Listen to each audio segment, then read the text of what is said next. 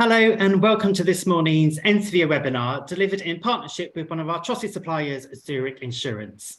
My name is Nick and I'm the Networks Manager here at NCVO, and in just a moment I'll be handing over to Princewill Bavoh, a liability risk consultant from Zurich Insurance, who will be guiding us through today's webinar, Health and Safety, What Charities Need to Know. Before I hand over to Princewill, there's just a couple of housekeeping points that I wanted to note. So you'll have noticed that closed captions have been enabled and will be appearing on screen. To turn these on or off, please click on the CC icon in the toolbar at the bottom of the screen. To help with accessibility, the slides for today's event will be shared in the chat as a PDF. And so if it would help, you can download these and zoom in and out of the slides as we go along. Today's webinar is being recorded, but everyone is joining in view-only mode, so your cameras and your microphones are both automatically turned off. Many of you, I'm sure, will have questions that you'd like to put to our expert colleague from Zurich, and we'll have time for Q&A a little later on. If you do have questions, please submit any questions that you have by clicking on the Q&A icon in the toolbar at the bottom of your screen. We'll do our very best to get through as many as possible in the time that we do have available, but apologies in advance if we aren't able to answer them all. We're not planning a break today, so if you need to step away from your computer for any reason, please feel free to do so. And we aren't expecting any fire alarms, so we are, but do keep an ear out for them wherever you're joining us from. And finally, we'll send a follow-up email after today's webinar with the full slide deck and links to all of the things that we mentioned, which will also be posting into the chat as we go along.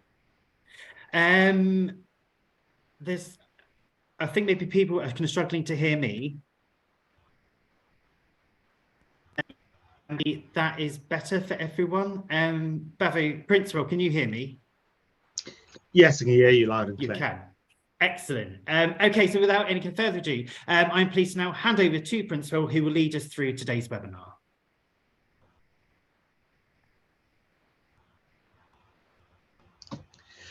Okay.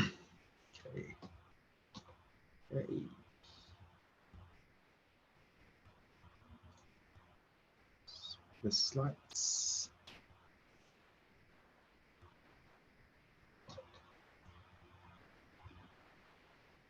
Nick, I'm having some difficulties with the slides. Okay, here we go. Here we go. Okay. Perfect. Okay, yeah, thanks everyone for joining this webinar. As Nick said, my name is Princewill Bavoh. I'm a liability risk consultant from Zurich. So today we're going to be looking at a very interesting topic in terms of health and safety, what charities need to know. There are a few myths that we're going to be uncovering here. A few things, a few assumptions that people have made regarding charity and health and safety compliance. So we're going to try and see how we answer through those questions as we go through the presentation. Feel free to put in any questions in the chat and we'll deal with that at the end of the presentation. So this is what we'll be talking about today. So we're going to look at the legal requirements. Does health and safety legislation apply to voluntary organizations, including charities? We're going to look at liability and claims defensibility. We're also going to look at risk management. Why do we manage risk? Sorry about that. And we're going to look at events risk management. This is particularly important when you're dealing with charities and voluntary organizations, because having events is part of the way they operate in terms of fundraising and other endeavors. And lastly, we're going to look at how to demonstrate health and safety compliance. So that will just give us a summary of why it's important. So on the next slides.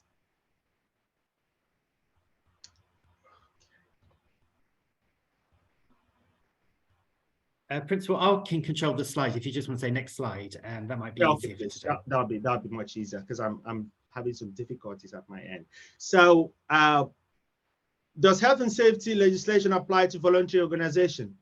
So the answer to this question is it depends. So it depends on two scenarios, which I'll try to explain. So under the first scenario, if a volunteer is working for a business or voluntary body which has employed staff. So most of the charities today have employed staff in their payroll, so that will apply to them. Under that circumstances, the Health and Safety at Work Act actually applies to those bodies, because they have employed staff within their ranks. Now, and if a staff were to be injured, who works for that voluntary body? So if a volunteer works for any charity which has employed staff, that will be dealt under Section 3 of the Health and Safety at Work Act, which simply talks about our duties to volunteers. On the other side, on the other scenario, if the volunteer works for a body that does not employ any staff, under these circumstances, that organization or that charitable organization cannot be prosecuted under Section 2 and 3 because they do not employ anybody. So health and safety legislation does not apply to that particular body under that scenario. But because most of our charities nowadays do employ staff, so scenario 1 will be much more applicable to most charities. Next slide, please. Now, this is the duty of care responsibility that I've just mentioned in the previous slides, where section 2 of that Act of Parliament deals with to ensure, as far as reasonable practicable, the health and safety and welfare at work of all employees. So regardless of whether they are paid employed or they are volunteers, that is applicable.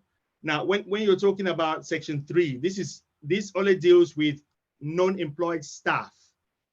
And you're only talking about, you're talking about members of the public, you're talking about visitors, you're talking about contractors. Anybody that is not within your employed structure will be dealt with under Section 3. So remember, again, we talked about the 2 scenarios. So scenario 2 deals with employed staff, and scenario 3 deals with non-employed staff. So it's important to know the difference between the 2 because a lot of people get confused. If you employ staff, then you can be held liable for breach of health and safety legislation. If you do not employ staff, then you cannot be prosecuted. Next slide, please.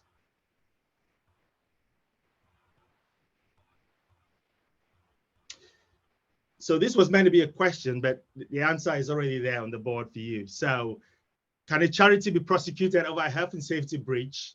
The answer is obviously yes, but there is one exception to this, which we've already dealt with. So the exception here is under scenario 2, which we talked about, which is the no employee clause. So that is the only exception where a charity does not employ anybody, does not employ any staff. It's just made up of volunteers. Under that circumstance, you cannot be held liable. You cannot be prosecuted under that circumstance. So yes, but in general, without that exception, a charity can be prosecuted under Section 2 for employers and under Section 3 for non-employed members.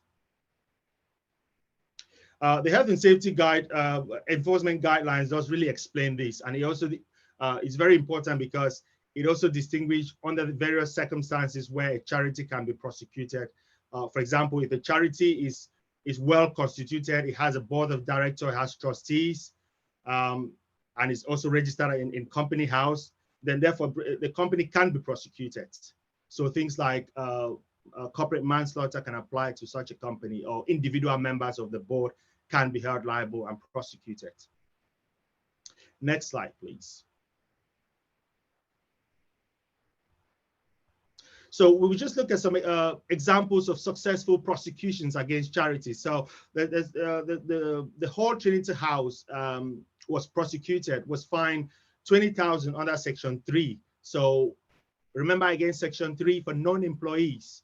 So after an electric shock incident, when a mast of a sailing boat dinghy touched an overhead cable, so they were held liable for this and they were fined £20,000. The next one, please. So another example is a mental health charity in 2010. They were fined £30,000 when a member of staff was tragically killed by a dangerous service user. So failure to this is a situation whereby they've identified that there is a lone working risk and they haven't done anything about it. So a service user who is actually obviously dangerous under this circumstance, and one person has been allowed to go and visit them alone without any other, without being accompanied. And something to note here is that if this was to happen today, you know, after the 2017 sentencing guidelines, there would have probably been much more fine to this in the excess of £100,000. So this is just something to note. In 2017, there was a revision to the sentencing guide, and it's much more punitive now than pre 2017. Another one, please. Next slide. Another successful prosecution was the Scottish SPCA.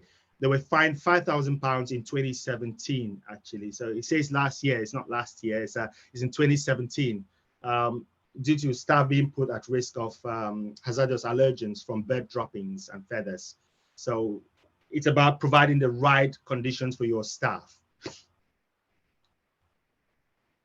Next slide, please. So in terms of liability and claims defensibility, it's important to note here that organizations need to ensure that they have the appropriate insurance cover, and that coverage should include volunteers, because it's not good just covering your staff if you're using volunteer as part of your staffing model, or as part of your activities. If you're going to conduct any activity that involves volunteers, just make sure that you've got suitable coverage that also covers them. And obviously, it goes without saying that coverage doesn't mean it doesn't absolve you of your health and safety responsibility. It just means that you've got coverage. That's just what it means. But if you're found liable, you still have to, and you're prosecuted. That would then reflect poorly on both, not just your image, but you're also going to lose. You're going to lose money, and that might also impact your premium when it comes to renewal. And which at the end of the day, which is good. A charity is out there to raise money for good causes. So the last thing a charity wants to do is losing money. So it's just something to note. It's very important. Next slide, please. So in terms of claims defensibility, I suppose the most important aspect of claims defensibility is just ensuring that you've got robust health and safety management systems in place, because that doesn't only cover you in terms of defending in the court of law that you had the right systems in place, you had the right arrangements in place, but it also in terms of compensations, there could be that also could be taken into considerations, because sometimes, in as much as you've got all the right systems in place, sometimes accidents do happen. It's about you proving that you had the right structures, you had the right mitigations in place, and unfortunately, an accident happened that was out of your control. So claims defensibility is about how you can defend claims in the court of law. From a health and safety perspective, it's about having robust health and safety management systems in place. Next slide, please.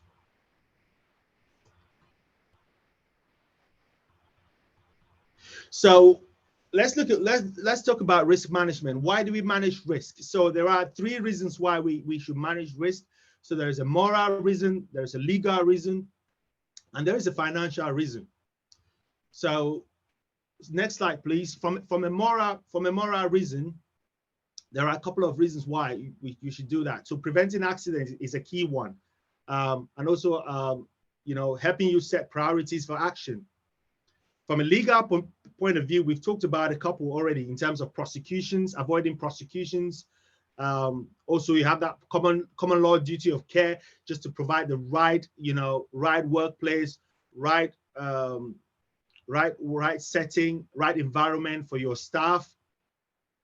Also, complying with management health and safety regulations and act.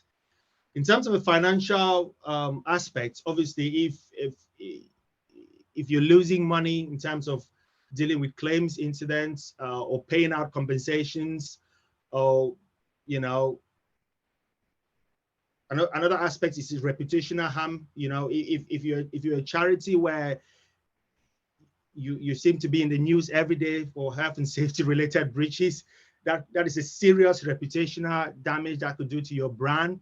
So from a financial standpoint, that could really prevent people from donating to your charity. So it's just something to consider as well. Financial aspect is not just about money. It also has to do with your reputation. Next slide, please.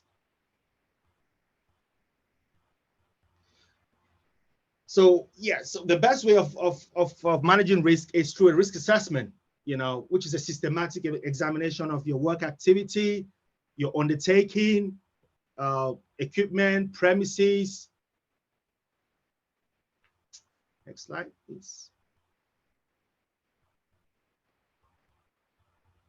And what a risk assessment is all about is actually, it's about the likelihood of something happening and also the potential severity if it does happen.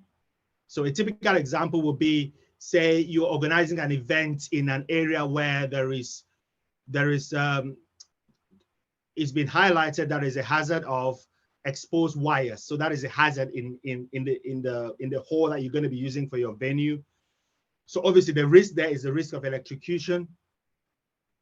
So the risk of electrocution is a risk, and the potential severity there will be maybe somebody gets electrocuted and they may die from that due to high voltage exposure to high voltage. So that is a scenario under why a risk assessment is so important, because basically what you're weighing is what is the likelihood of this happening, and if it does happen, what is the severity? Which is why you then introduce control measures in place to mitigate against the risk. So it is important that whatever you do as a charity, whatever you do as an event, whatever you do, you need to ensure that you've got suitable risk assessments in place in order to undertake that activity. Next slide, please. And why do we carry out risk assessments? It's for the following reasons. Preventing accidents, so that is a common theme that we've been discussing. Avoiding prosecutions, complying with the law. We've talked about claims. Your premiums may go up. Then we've also talked about fines. So, paying fines and all that. So all of these are possible ways in which why we should carry out a risk assessment. So these are the reasons why we should carry out a risk assessment. Next slide, please. So remember, we've talked about, we've used this terminology that the risk assessment needs to be suitable and sufficient. But what does that actually mean? So this is one of those aspects that are kind of open to interpretation. What is suitable? What is sufficient? So what it simply means is you just need to make sure that you've conducted an assessment. You've looked at all the possible significant risks that are attributed to whatever undertaking that you're about to undertake. And then you put in controls, mitigations in place in order to comply with the law. So that's what it actually means, suitable and sufficient. It just means identify what you've got in terms of the hazards and make sure that there are suitable controls in place. The positive about this is that obviously there are some obvious risks that it's just part of life. There's nothing you can do about it, and that also needs to be factored in. It should not be overly complicated. It should really be simple. The example I just gave about the wires, exposed wires in a hall that you're going to use for an event. So what do you need to do if you identify that possible is to get a contractor to come and have a look, and fix those wires, or speak to the owner of the hall, the owner of the premises to rectify it. So those are just simple things that you need to do, nothing complicated, and it also allows for flexibility. When you talk about so when you talk about suitable and sufficient, it gives you flexibility to weigh your options, look at a variety of control measures that you can implement. You know, some are more expensive than others. You just need to factor out which one is easier for you to implement and which will ultimately allow you to comply with the law. Next slide, please. So we talked about reasonable, practicable. So this is an important language or an important terminology when you're dealing with risk management. So it simply means if you go the next, click on the next one, Nick, so I can explain what this actually means. So it's a balancing act. So you've got your risk on one side. You need to balance that against the time, the cost, and effort and convenience that you're going to do to resolve that. So for example, a small charity doesn't have the same resources as a multinational company. So a small charity can manage risk based on, the cost that it's going to take for them to do that, the time that it takes for them to do, and also, how convenient it's going to be to mitigate the risk. So basically what you're trying to achieve is you're looking at the balance of options that you've got, at your disposal in order to control risk. Obviously, companies that have got much more means, much more resources will address it accordingly. And you also need to factor in the size and the scale, social value, things like that, and also seriousness of injury. If somebody gets injured, how severe, how serious is going to be. So these are just things you need to look at, when you're balancing the risk against the time, effort, and cost that you're going to put in. So basically, that's what reasonable, practicable means. Next slide, please. Another important component of a risk management is competent persons. So there are two critical aspects when you're talking about a competent person. So you're looking at the knowledge. So the person needs to be knowledgeable. Knowledgeable doesn't mean they need to have a degree in health and safety. No, that's not what it means. It just means somebody that has done a course in risk management. They understand what risk, how to manage risk. And then experience, this is something you can't teach. You can't teach experience. So somebody that's got experience, they've been doing it for a very long time. They understand how to, to conduct risk assessments. It's very important. So this is a key aspect that you need to understand when you're dealing with a competent person. You need to make sure they're knowledgeable and they've got the right experience. Obviously, in some settings, managers and supervisors are trained to carry out risk assessment. If you have that in your charity, if you have that in your organization, just need to make sure that they've undergone the right training, they've done the right risk assessor training, and they're competent. Next slide, please. So there are 5 steps in the risk assessment process. So the first thing is you have to identify the hazards. So using that example again that I used earlier, the hazard was obviously live electrical wires. So that was the hazard that was identified there. So identify who might be at harm. So event participants, charity workers, volunteers, everybody that's going to be at that venue is a potential is potentially exposed to that hazard. So they are the population at risk there. So then the next one, the third one is evaluate the risk and control. So we're talking about reasonable, practicable again. So you have to weigh, you have to balance it. What does it need for me to do? Do I have the right resources to do? In the scenario that I explained, example, it's not overly complicated. So all you need to do is you need to report the faults to whoever owns the premises to rectify it. If you are the owner of the premises, then you need to hire a competent electrician to come and address it. So these are just simple things. It doesn't take a lot. It's just common sense. There is something called the hierarchy of control, where you eliminate, substitute. If you cannot eliminate, you can substitute, or you reduce exposure, training and supervision, and then PP is always a final resort. If your risk management begins with PPE and then you have a problem, so you have a serious problem, you need to go through that hierarchy. Other important components is the risk assessment needs to be recorded. So for audit purposes, you need to record the risk assessment. For example, if you were going to be prosecuted, the HSC will look at your risk assessments. So there has to be a record of it. Lack of record is actually a prosecutable offense. So it's just something to consider. And then obviously, the last stage is for you to monitor, making sure that your risk assessment is actually working, is accomplishing what is set out to accomplish. And then you conduct your usual review every 3 years normally, but depending on the risk, if it's a high risk activity, maybe between 6 months and a year. So it all depends on what the risk is. And then you can review it accordingly. Next slide, please.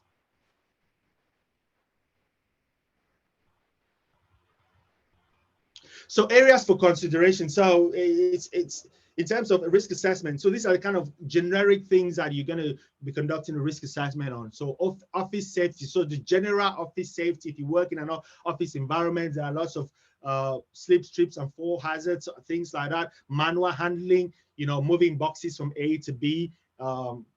Believe me, lighting, heating. So all those are things that you need to consider in your risk assessment. So working with display screen equipment, the general working environment, cleanliness, ground maintenance, loan working. We've talked about loan working in one of the cases where a charity was prosecuted because somebody was exposed to work to a service user who was potentially dangerous. So you need to, consider all things like that, very important. So fire safety, that is a classic one. Remembering Grenfell, very, very important. And then the use of chemicals. So all these are examples. If you have vibration devices that you're using, vehicles, if you're running an event where there are going to be vehicles, there's going to be parking, so you need to think about vehicle pedestrian separations. So all these are things that risk assessment is really key to have. Next slide, please. So because charities, as I mentioned, charities love to organize events because it's a good driver for them to generate funds in order to accomplish all the good things that they're doing, they're set out to achieve, the good things that they're doing for society. So organizing events is an important aspect of that, and that also comes with risk. So how do you manage those risks? So you have to look at your legislative requirements. What sort of laws are you going to be exposed to? Roles and responsibility, who's responsible for what before the event? Do you have suitable risk assessments in place? That needs to be accompanied by, an event plan needs to be accompanied by risk assessment. So you need to have an event plan which kind of maps out what the event is going to entail. What is the scale of the event? What sort of population size are you looking at? The timings, how long are you going to run that event for? Is it going to be during the day? Is it going to be at night time? All the activities that are involved in the event. Are you going to be doing some, is it going to involve some sporting activities? Is it going to involve potentially children in the activity? So think about safeguarding. You also think about liaison with other organizations. So permits. If you're using an open field, do you have the right permits from the local authority? Also, or you're using a property that is owned by somebody? Have you spoken to the landlord to get the authorization? So all the things that you need to consider. Infrastructure. Are you going to be building some tents in the events? So you need to consider all those before the event. So all of these come with risk, and all of these should be captured in the risk assessment. Next slide, please. So during the event, so there are things that you need to consider as well during the event. So the routes, what are the routes in and out of the event? So for example, if there's going to be any emergency evacuation, do you have safe exit routes where people could be kind of ushered into, to be taken off to the hospital? Inspections, regular inspections during the event, making sure that somebody, if for example, if they're setting up bouncing castles, setting up other kind of attraction for kids, just making sure that everything is safe, no one is exposed to any harm. Public information, do you have the right signage and public information around the venue? Do everybody knows where all the facilities are? Roles and responsibilities, again, do you have people that are doing various bits during the event? So do they understand what their health and safety roles and responsibilities are? You're also talking about sightings, where everything is situated. signage, which we've talked about, public information. You have the right signage, vehicle pedestrian separation, briefings. Do you have safety briefs? Give people safety briefs before they arrive. Structures, what sort of structures are you going to have in place? Are they going to be built-in structures? Barriers, do you have barriers in place? And what are you going to use them for? Stewards and marshals, very important. Some of them could be fire stewards. Some of them will be health and safety trained. So we'll be there for security, making sure that everything, that you've got there during the event is actually what you've set out in your event plan. And then lighting. So suitable lighting. Is it going to be during the day, during the night time? So you have to also consider that. It's a very important factor, because if somebody slips and trips and falls, you're potentially liable because there isn't suitable lighting in place. So these are just things you need to consider. And then next slide, please, Snake.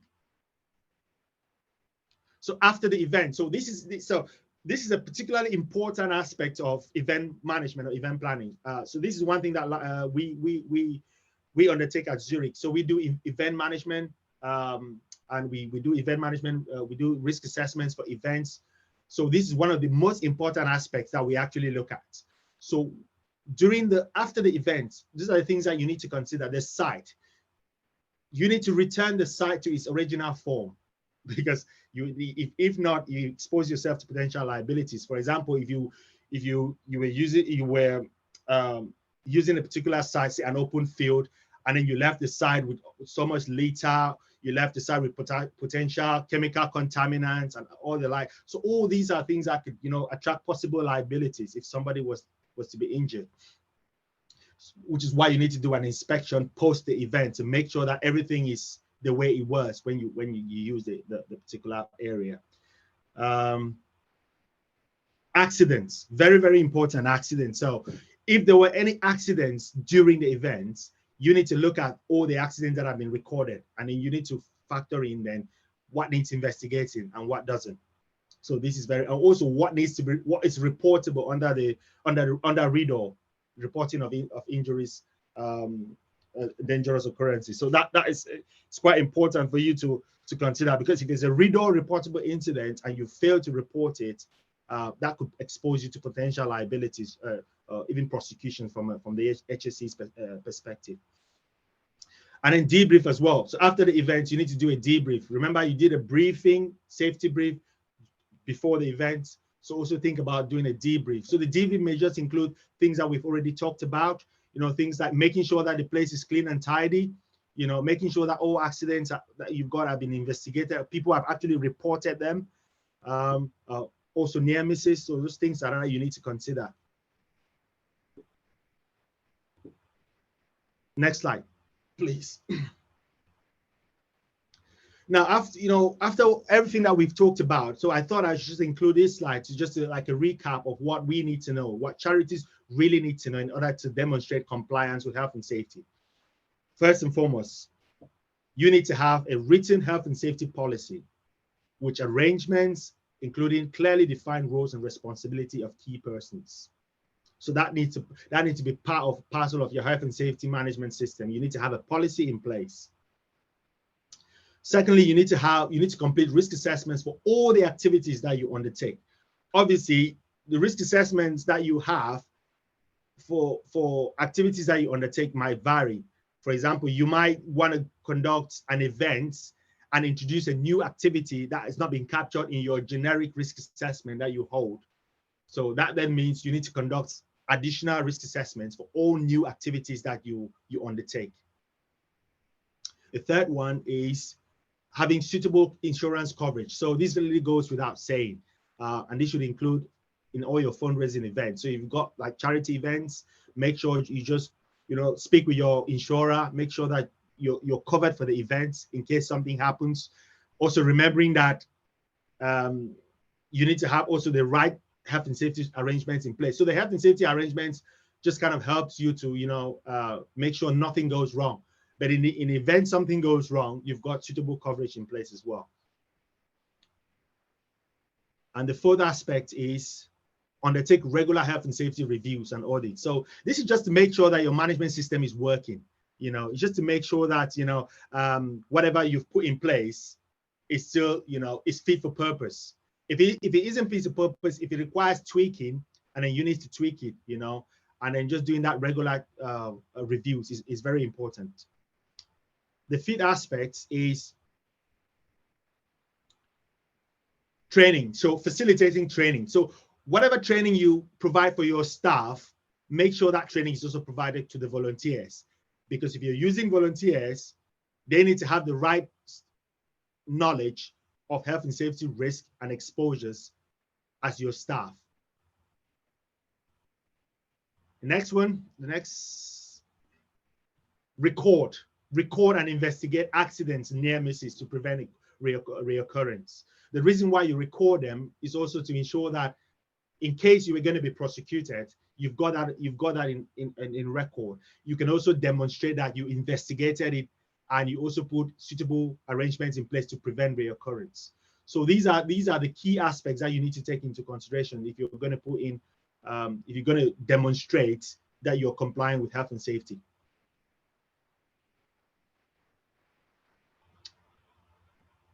I suppose, yeah, I think, any questions? I think the next one is just questions now. It is, yeah. Princewill, thank you so much for that. There was kind of heaps of information there, real kind of like practical steps of things that you can kind of take. I kind of said at the start that we'll be including the full slide deck in the follow-up email that we do send to you. And Sophie's also just kind of shared it, again as a PDF in the chat a little way up. Princewill, kind of during the webinar, questions were kind of coming in kind of fast and furiously. So we do have kind of like 12, kind of 13 minutes for some questions to put to you. So you kind of mentioned in one of those last slides about having suitable insurance coverage in place, and there are a few kind of questions that kind of came up during the webinar about to what extent are kind of charities and community groups, are they responsible for kind of contractors and freelancers? So again, it depends. So it goes back to the first slide. So again, it depends. So what you're actually trying to achieve is demonstrating that you've got the systems in place. Like I said, that sometimes accidents do happen. A contractor working for you might injure themselves or might, but you have to also recognize that contractors have their own risk assessments.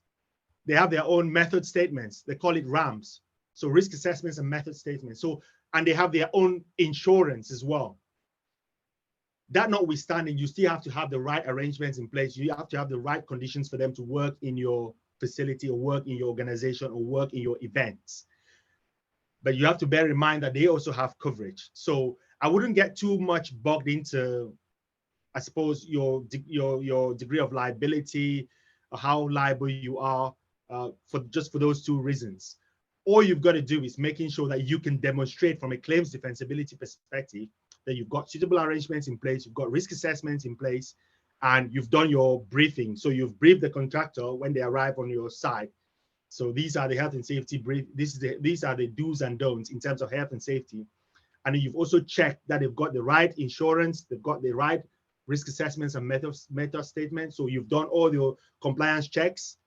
And then whatever happens, I suppose you've done your best. From a claims defensibility perspective, you're in a pretty good position if you do what I've just described.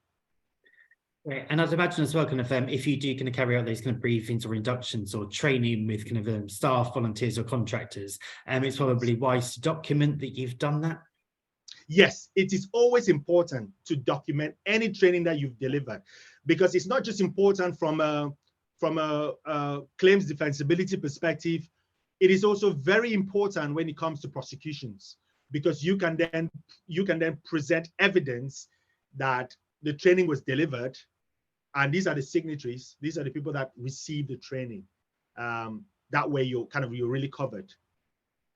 And so, if you were in that unfortunate kind of situation where it did kind of get to a prosecution, kind of even before that, if you were to put in a claim to your insurance company, would they expect to see kind of records of your risk assessments or any kind of training that you've given staff? Correct. Everything I've explained in this presentation today is mainly things that from an insurance perspective, from a Zurich perspective, that's what we would expect to see. I would expect to see you have your management systems in place, your written arrangements, clearly defining roles and responsibilities. I would like to see your suite of risk assessments. I would like to see that they were completed by a competent person. I would like to see your training records. I would like to see how you investigate accidents, how you capture that, and I would just like to see, so these are everything that I've said in the last slide that I just presented. It's exactly what I'll be checking to see. If I can see every of those elements that thank you very much for sharing again. If I can see everything in that slide, it then tells me that from a claims defensibility perspective, you're doing the right thing. So in terms of your premium, I wouldn't be worried about that at all. Great. And then, so if kind of near misses do occur, if accidents happen, or in a worst case scenario, if there was a fatality, for a charity, what is their responsibility to report these incidences, and do you know who they report it to? So if any serious incident, so you've actually gone to the most extreme fatality, it's a read-all reportable incident. So you need to report to the HSE directly. If you had an in-house health and safety advisor, it will be their responsibility to do that. But if you do not, you can report, you can ring the HSE. There is a reporting tool online. You can go online and just fill in the form and describe what happened, where it happened, time, everything is on the form. You can fill it and send it to them. They will then follow up. If it's a fatality, they will ring you actually the same day, and they might actually visit the scene on the same day. Fab. And then obviously kind of since kind of COVID, the way that people work and where they work has changed kind of quite dramatically. So to what extent, like as charities or community interest groups, are they responsible for their staff who are working from home? Are there certain things that they need to do, that they need to check, or insurances that they need to obtain? Yeah. So basically, working from home, there are really two key aspects from working from home that you really need to consider. So you need to look at, depending on whether they are lone working or not. So you need to make a judgment call. So lone working will, for my example, I work from home, so I won't class myself as lone working, because I'm in constant communication with my team. I can see them on live chat, on Teams every time. So we're talking. So there is that constant communication. So it's not really like lone working, but there are vulnerable groups of people that may be lone working. They might be visiting a site alone. That is classed as lone working. So you need to have the right risk assessment for them to do that. And also, if they're using display screen equipment at home, they've got desks that you've issued them. You need to make sure they've got a DSC assessment.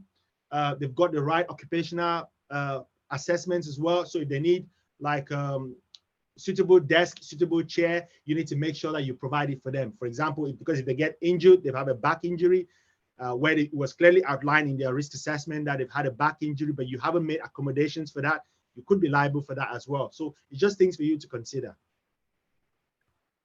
That's great. And then you just kind of touched upon there about kind of lone working, and particularly if you're kind of working with kind of groups of people who may have kind of mental health needs, or who may be vulnerable as well. There was a question about the example that you offered at the start of the webinar with mental health matters. Yes. And they were, I think one of their kind of employees was very kind of tragically kind of killed by someone who they were kind of visiting. Yes. In that kind of scenario, do you know kind of why they were kind of prosecuted? What were the things that was decided that they didn't do, or they hadn't kind of carried out? And what would be like, is there like a checklist for people who were going into those scenarios? So whenever you're dealing with any vulnerable class of people, you need to consider safeguarding arrangements. Now, if you're dealing with particularly from a mental health perspective, it's particularly important because you need to have a risk assessment that captures that says vulnerable people, potentially dangerous working with them. I need to make sure that I've got 2 staff at all time working. So this is what your risk assessment is articulating. And every time you depart from that risk assessment, you then expose yourself to possible liabilities, which is what happened here, because it was identified that it was a two-person or more than 1 person task, and 1 person was assigned to go and complete the task, and it was found as a breach. So it's everything is dictated by your risk. So you need to conduct a suitable risk assessment that identifies all the potential hazards. In this case, was that it was potentially dangerous sending one person. The best thing to have done there was to send 2 people, because that way they'll be able to deal with the service user much better than just one person. So it's all about what your risk assessment says. Every time you depart from your risk assessment, you expose yourself to liabilities. Thank you. And then I'd imagine kind of lots of people who are joining us online today are kind of from some of the kind of very small kind of charities that operate kind of up and down the country. And many of those would be kind of solely run by kind of volunteers, and they wouldn't necessarily have any paid staff in place. Can you still get insurance to cover kind of those kind of volunteers if there aren't any paid staff within a charity?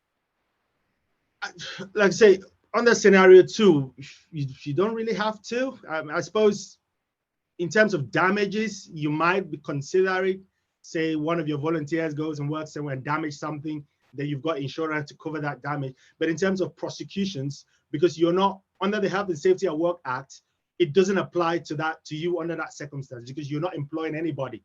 You're using volunteers. But what I would say personally was, it's just act as if you had paid staff. So just have good arrangements in place regardless. That way you're protected in any way.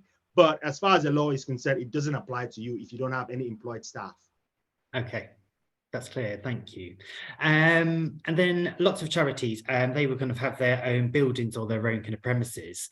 Do they have to display an insurance certificate for people who are using their buildings, who are going to come in for them to see? Like, is that a legal requirement, or is that kind of guidance?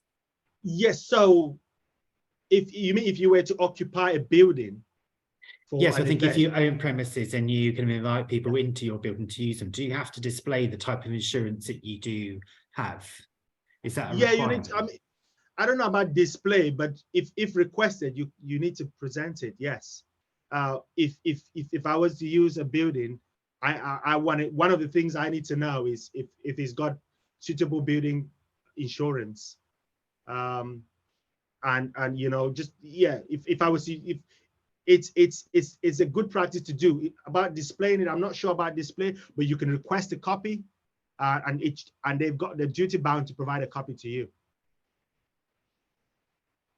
Right. And so then if you do kind of have your own premises and you are inviting people in, yes. Do you have to kind of keep a register of everyone who is on site, if they're using that building as a public space? Would you recommend that? Would you can check people in and check people out? Yes. So from a public, are you talking about keeping track of people that are coming in and out of a building that you occupy? Yes, I think so. If people are going to come in to use your kind of facilities. Yeah, I suppose if they're just coming to use your facilities, no. But if they're coming there to conduct a task, then possibly yes. You need to know. So you need to book people in. Just like you have an office, you need to book people in and out of the office so you can keep track of them. It's not just best practice, but it's also, for example, if there's a fire, you need to know who is in the building. So you're absolutely right. If somebody's just coming in to use your facilities and out, and it's not doing anything in the building, I suppose not much. Yeah, but if they're occupying the building, performing tasks in the building, yes, they need to be accounted for. Okay, I think we probably kind of got time for 1 or 2 kind of final questions, Princewill. And thank you. This is like quick fire. Thank you for answering them. It's all right. I've enjoyed it. It's fine. So kind of going back to the whether or not you need insurance if you are a solely volunteer-run organisation, and you said that that's not a legal requirement, you don't for that kind of category. So if you are in that group that can't be prosecuted, someone said, could you still be sued by a volunteer who got hurt? So remember how I said civilly, from a civil liability perspective, maybe I would say maybe, because from a criminal perspective, you can't, because you cannot be prosecuted. We've already gone through that, because the Health and Safety at Work Act doesn't apply to you. But a volunteer can sue you for negligence. So you've neglected their needs and all the rest, which is why you need to have those arrangements in place to demonstrate, the spirit of compliance. It just helps your case. So you could possibly say, yeah, you've got the right arrangements in place, and maybe the volunteer did not comply with the arrangements, and maybe that's why they got hurt. As opposed to saying you have no arrangements in place. You kind of leave yourself exposed from a civil liability perspective, but from a criminal liability perspective, not really. No. Okay, so for our final kind of question, it's a real kind of practical one about kind of fire drills. Do you have any kind of guidelines on running a fire drill, and how often should it take place? Is there like a certain kind of expectation from like the health and safety executive or from insurers? Yes, so it's recommended twice a year. So try and do them twice a year. Maybe you could do it at the beginning of the year and then midway in 6 months. Some people do it every 6 months, which is like twice a year, I suppose so. And what was the second part of the question? Sorry, I missed the second part. So just, kind of how often should a fire drill can take place? And is there an expectation from an insurer or from like the health and safety executive? Yes. So if I'm looking at your risk assessments, I'm looking at your arrangements. Remember, I talked about your management system. In your arrangements, it will tell me how often you take you undertake fire risk fire drills. And so so if you've got a separate policy for fire, that may be captured in it as well. But I don't expect voluntary organizations to do that, because that's things that bigger organizations would do. Voluntary organizations will just have an arrangement, will just set out what they would do, and stuff like that. It's nothing overly complicated, very simple, but it should cover all the various areas. So if you're using volunteers, you need to cover volunteers in your management systems. If there's a risk of fire, you need to cover that as well. So yeah, it just depends on what your activities are. Perfect. Princewill, thank you so much for your time there, kind of answering all those kind of questions, and for kind of covering so many for us today. But before we go, and also kind of sorry if we didn't get a chance to kind of answer your kind of questions, but hopefully the kind of general question we did answer, it kind of gave you a bit of a flavour of kind of things that you need to have in place for your kind of health and safety kind of plans. But before I go, I just wanted to signpost you all to some relevant resources available on the NCVO website. So being shared in the chat now is a link to a health and safety risk assessment template, and we also have our volunteering and health and safety pages, which outlines your duty of care for your volunteers, summarising the relevant legislation. These pages will also talk you through the 5-step approach to creating a risk assessment as suggested by the health and safety executive. On how to manage risks pages of our governance area of our website, that has lots of useful tips and advice for your board to help identify, evaluate and control risks. And you can find out more about Zurich Insurance and the services that they offer to charities, social enterprises and community groups of all shapes and sizes on our trusted supplier website pages, which has just been shared into the link. For any questions that you can't find the answer to, though, you can contact NCVO's Small Charity Help Desk. Now, we'd love to know how you found today's webinar, and any second now, a snap poll of just 2 questions will pop up onto your screen. And when the webinar ends, there'll also be a couple of questions via a Zoom survey where we'd really value your feedback to make sure that we can continually improve our events and offer you and your peers a better experience. A final couple of slides for me today, and if you're not yet a member of NCVO, we would welcome you with open arms into our community of 17,000 organisations, from the biggest household charities to the smallest community groups. We offer support to our members in 5 key areas that make up the foundations of our sector, which are governance, volunteering, HR, strategy and funding. And we do this by giving you information and guidance, downloadable tools and templates, discounted training, exclusive networking opportunities, and direct access to businesses can support you at mates rates. A couple of our members on this slide, they've kind of shared the ways that they found membership so useful, from our resources on offer to the training that's helped them to improve their ways of working. But for me, my colleagues and NCVO as a whole, we exist to make your lives that little bit easier so that you can focus on the things that really matter and make the greatest impact to the communities that you serve. You can find out more about membership on our website, a link's being shared in the chat now, or you can drop our friendly membership team an email at membership@ncvo.org.uk.